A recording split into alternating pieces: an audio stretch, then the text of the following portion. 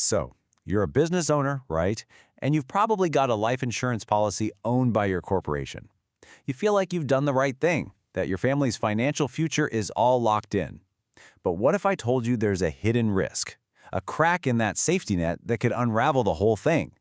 It all boils down to one single question. Here it is.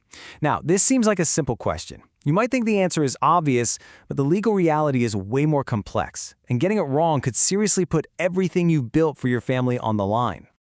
Okay, so if you were to actually dig out those policy documents and dust them off, you'd find that the official owner and beneficiary is the corporation itself.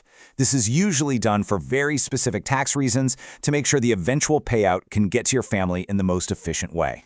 But of course, the money isn't supposed to just sit in the company's bank account. The corporation is really just a pass-through, a middleman. The true beneficiary, the whole reason for the policy, is your family.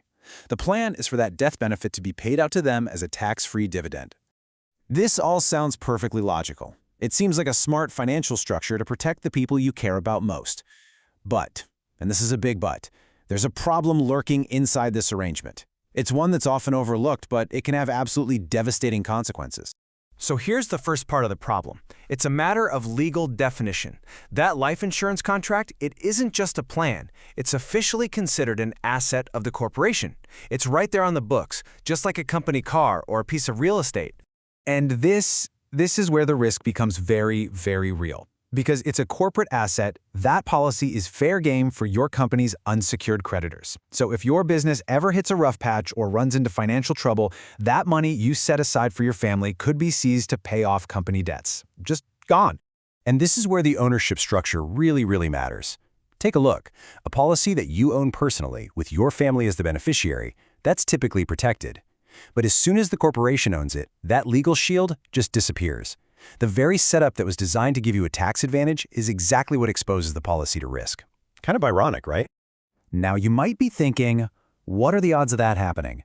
And sure, the likelihood might not be high, but it is not zero. The real question isn't about the odds, it's about the impact. What would actually happen to your family if the worst came to pass? Because the consequences are so much bigger than just losing the policy.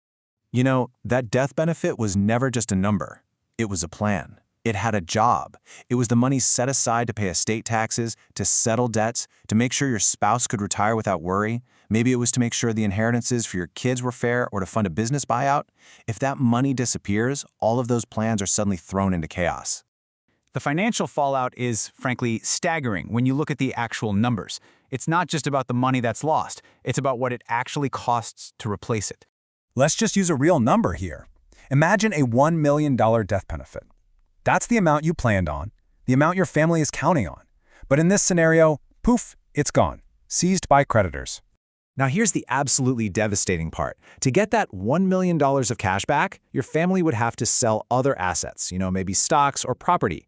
But those assets have likely grown in value, which means capital gains taxes. With tax rates being what they are, they might have to sell $2 million worth of assets just to net the $1 million they need. The problem just doubled. Yup, ouch is right. It's a devastating financial blow, effectively doubling the impact of the original loss. So the next logical thought is, okay, if I'm still alive when the policy is lost, can't I just go get a new one? It's a fair question, but unfortunately for most people, the answer is a hard no. See, getting a new policy now is a completely different ballgame. First off, you're older, and age alone makes insurance costs go way up.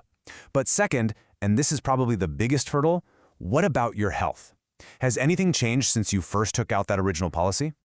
This quote from our source material really says it all. If you've had any significant health change, cancer, a heart attack, diabetes, getting a new policy at a price that makes sense is going to be incredibly difficult, if not flat out impossible. That safety net, once it's lost, might just be gone for good. Okay, I know after hearing all of that, you might be feeling a bit concerned. But this is the most important part of our whole explainer today. There is a positive path forward. The good news is simply this. You are now informed. You understand the risk. And that knowledge, that's power. It's the power to take positive steps, to review your policies, and to use strategies that can shield this vital asset and protect who it was always meant for, your family. So we'll leave you with this final question to think about. That corporate-owned life insurance policy, it was put in place with the best intentions. But is it really structured to withstand the worst-case scenario? Is your family's financial safety net truly as secure as you think it is?